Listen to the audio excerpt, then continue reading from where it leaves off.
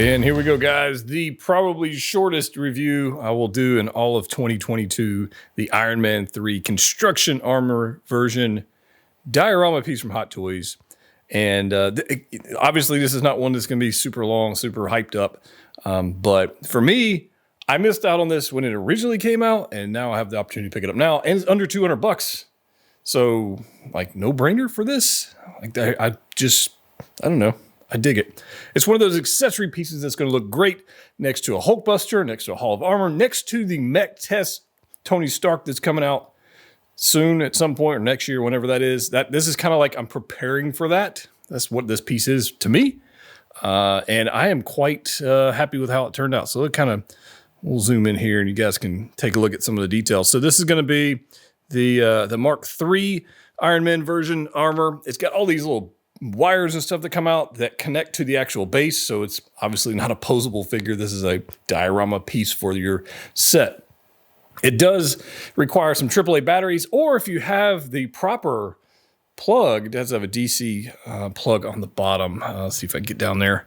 Down here on the bottom, it does have a DC. It does not come with either one of those, so there's that. I didn't have one, so I just threw in some AAA batteries, and that seemed to work just fine.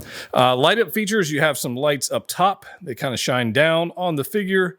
You have some lights in the arc reactor, the head, both forearms, hand. There's an arc reactor in the palm, and then you got some light up features down on the base down there, and they kind of plug in two spots. There's one spot down on the bottom for the base, and then there's one plug all the way back up on top. So that's kind of how it plugs in. And then you got all these cool like wires and stuff kind of hanging out. I got some that you got to plug in up top to kind of come down. They're all connected to the figure. You got circuit boards. You got just all kinds of cool stuff. You got this battery that actually you have to add stickers to, which I don't know the last time I had to add stickers to a Hot Toys piece. In fact, I think this may be the only time I've actually had to do that. But there's a battery inside that box you have to add in there. And it's just a cool piece. I mean, you got switch outs. You have a chest armor plate that's coming around here that you can add if you like. Then there's a lower torso section you can add if you like, which I have added right now because I just decided to put it on there. And then you got all these cool wires and stuff. I don't know. I kind of like it. You know, it'll go with, whatever Iron Man display you happen to have going on. No movable parts that I can see. I really do like the fact that it hangs on some chains that they do include in the box.